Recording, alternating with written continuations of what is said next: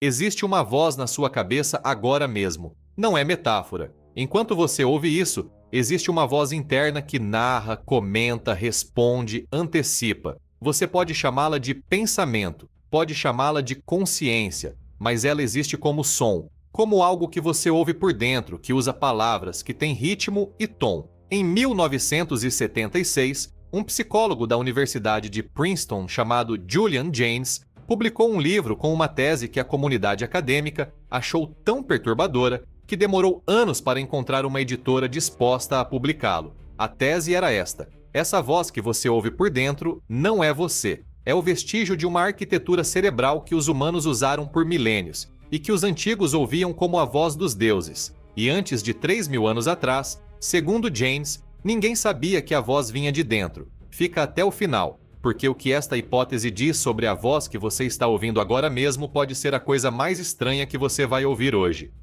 E ela vem da neurociência, não do misticismo, mas aqui é onde tudo fica mais estranho. O livro se chama A Origem da Consciência no Colapso da Mente Bicameral. Bicameral significa de duas câmaras, como um parlamento com duas casas. Jaynes propôs que o cérebro humano antigo funcionava dividido. Um lado gerava instruções verbais, o outro obedecia. O lado que gerava a voz era o hemisfério direito. O lado que ouvia e executava era o esquerdo, e a voz que cruzava de um hemisfério para o outro era percebida não como pensamento interno, mas como uma entidade externa falando, um deus, um rei morto, um ancestral. Dependendo da cultura, o nome variava, a experiência era a mesma. Se você se interessa por hipóteses que tentaram apagar da história oficial da ciência, se inscreva agora. Para entender por que Jaynes chegou a essa conclusão, é preciso olhar para onde ele encontrou a evidência inicial, não em laboratório,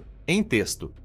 Especificamente na Ilíada, o poema épico grego atribuído a Homero, escrito em torno do século VIII a.C., mas descrevendo eventos de pelo menos 400 anos antes. Jaynes leu a Ilíada em busca de um elemento específico, o monólogo interior, a voz interna, o momento em que um personagem pensa antes de agir. Não encontrou. Na Ilíada, os personagens não deliberam, não avaliam opções, não têm dúvida interna. Quando Aquiles está prestes a atacar Agamenão com a espada, a deusa Atena aparece, visível apenas para Aquiles, e segura o seu braço. Não é uma metáfora, não é um símbolo literário. No texto, isso é apresentado como um evento literal. Uma divindade intervém fisicamente. Aquiles obedece. A violência é evitada. Em uma mente moderna, esse momento seria: Aquiles ponderou as consequências e se conteve. Na Ilíada é: Atena apareceu e ordenou que parasse.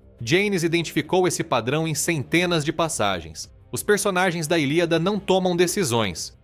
Recebem ordens. As ordens chegam de fora, de deuses, de ancestrais, de vozes. E esse padrão, segundo ele, não é um recurso literário. É um registro etnográfico de como a mente humana realmente funcionava naquele período. Não havia dentro, só havia fora. E a Ilíada não estava sozinha. Jaynes examinou textos mesopotâmicos de 2.500 anos antes de Cristo, os poemas sumérios, os textos de Lagash, as cartas reais de Mari, e encontrou o mesmo padrão. Reis que recebem ordens de deuses antes de cada batalha, sacerdotes que não interpretam sinais divinos, que ouvem a voz do Deus diretamente e a transcrevem. Civilizações inteiras organizadas em torno de uma premissa simples: os deuses falam, você obedece, não há outro processo. Jaynes perguntou: e se eles não estivessem usando metáforas? Mas o texto literário poderia ser convencionalmente explicado como metáfora poética. Jaynes foi além,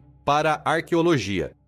Em toda a antiguidade, as civilizações construíram estátuas dos seus deuses com um investimento desproporcional de recursos, tempo e habilidade técnica, não apenas para a adoração simbólica. Jaynes argumentou que as pessoas literalmente ouviam as vozes dos seus deuses ao contemplar as estátuas, que as imagens funcionavam como âncoras perceptivas, disparadores do hemisfério direito, que os templos eram projetados não apenas como espaços de reverência, mas como câmaras que amplificavam a experiência das vozes. E há um detalhe arqueológico que Jaynes não ignorou. As estátuas de períodos posteriores, especialmente do primeiro milênio antes de Cristo em diante, mostram uma mudança. Os rostos dos deuses tornam-se inexpressivos, a boca se fecha, os olhos se fixam no vazio, como se os artistas estivessem representando deuses que pararam de falar, deuses mudos, para uma civilização que antes os ouvia claramente. O que teria causado o silêncio?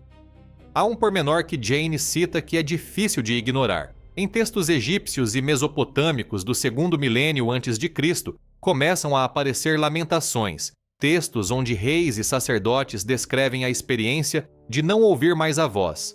"O meu Deus me abandonou", escreve um rei assírio. "Eu clamo e ele não responde." No Egito, surgem textos de diálogo com o coração, conversas internas, que não aparecem nos documentos anteriores. A voz estava enfraquecendo e as pessoas perceberam e ficaram apavoradas. Jane situou o colapso definitivo da mente bicameral em torno de 1200 a.C. Esse período coincide com o que os historiadores chamam de colapso da Idade do Bronze, uma das maiores catástrofes da história humana pré-clássica. Em menos de 50 anos, uma série de civilizações que haviam florescido por séculos desapareceu simultaneamente. Os micênicos, os hititas, os cananeus, Ugarit, parte do Egito. Cidades foram incendiadas.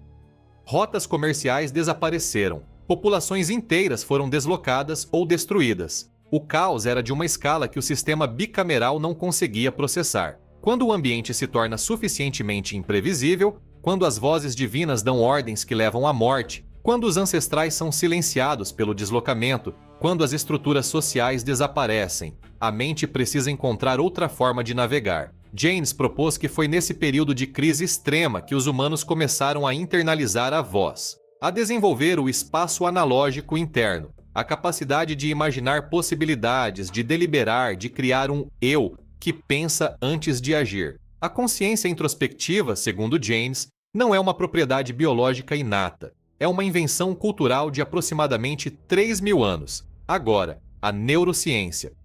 Em 1999, a psiquiatra Belinda Lennox realizou um estudo com um paciente que experimentava alucinações auditivas, vozes que ouvia sem origem externa. O paciente foi colocado dentro de um aparelho de ressonância magnética funcional e instruído a pressionar um botão no momento exato em que a voz começasse. Os escaneamentos mostraram o seguinte: a ativação começava no giro temporal médio direito, no hemisfério direito, antes de se expandir para o giro temporal superior esquerdo, onde fica a área de Wernicke, o centro de processamento de linguagem, direita para esquerda, exatamente o caminho que Jaynes havia descrito em 1976, antes de qualquer tecnologia de imagem cerebral existir. Em 2021, estudos de ressonância magnética funcional confirmaram atividade elevada no córtex temporal bilateral durante alucinações auditivas, incluindo a área de Wernicke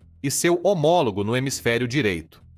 Em 2016, uma meta-análise coordenada por Leor Zmigrod integrou dados de estudos independentes e estabeleceu consenso. Alucinações auditivas utilizam o homólogo direito da área de Broca, a região de produção de linguagem. O modelo neurológico de Jaynes foi descrito como especulativo durante décadas. A neurociência moderna chegou ao mesmo mapa por um caminho completamente diferente. Robert Olin, publicando no The Lancet, escreveu que os estudos de neuroimagem confirmaram a importância da hipótese de Jaynes. Leo Sher, em periódico científico independente, afirmou que os dados modernos revigoram com sucesso esse modelo controverso. E há um dado adicional que Jaynes não pôde usar em 1976 porque a tecnologia não existia. Estudos modernos documentaram que a voz interior de pessoas saudáveis usa os mesmos circuitos neurais que as alucinações de pacientes com esquizofrenia. A diferença mensurável é o grau de ativação e o sinal de monitoramento de fonte, o processo pelo qual o cérebro decide se um pensamento veio de dentro ou de fora. Nas pessoas com esquizofrenia, esse sinal de monitoramento está comprometido. O conteúdo da voz é o mesmo, o circuito é o mesmo, só a etiqueta muda. O que Jaynes chamou de colapso do sistema de atribuição de fonte, o momento em que o hemisfério esquerdo parou de acreditar que a voz vinha de fora, pode ser neurologicamente apenas isso, uma mudança em como o cérebro rotula o que produz. Agora, deixa eu ser claro, A teoria de Jaynes é contestada. Muitos neurocientistas e psicólogos evolucionistas consideram o prazo de 3.000 anos biologicamente implausível para uma mudança estrutural no funcionamento cognitivo. Outros questionam se a ausência de monólogo interior na Ilíada é evidência ou convenção literária. A hipótese permanece como hipótese, inteligente, provocadora, parcialmente confirmada, mas não provada.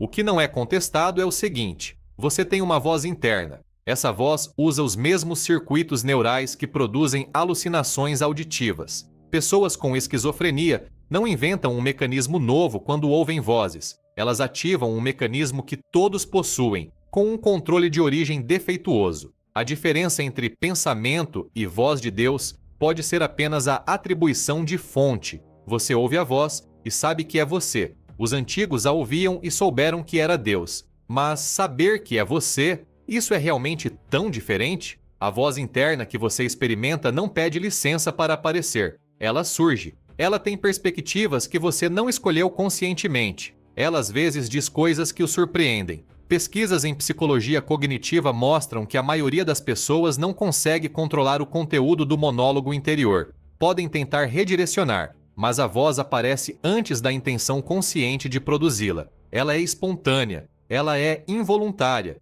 e você a chama de eu. O que mudou, segundo Jaynes, não foi o mecanismo, foi a etiqueta. Isso é sobre você agora, a voz que narrou sua manhã, a que discutiu sua decisão mais recente. Aqui agora mesmo, enquanto você ouve isso, está comentando o que está sendo dito. Você não escolheu essa voz. Ela não pediu permissão para aparecer. Ela tem opinião. Ela às vezes critica. Ela ocasionalmente ordena. E você, na maioria das vezes, obedece. E depois chama isso de livre-arbítrio. Jaynes dizia que a diferença entre nós e os humanos de 4.000 anos atrás não é que eles ouviam vozes e nós não. É que nós desenvolvemos a ficção de que a voz somos nós. O que seria diferente na sua vida se você soubesse, com certeza, que a voz não é você? Essa pergunta existia antes de Jaynes. Existe depois dele. Existe agora, enquanto você ouve isso. E a voz na sua cabeça já começou a responder.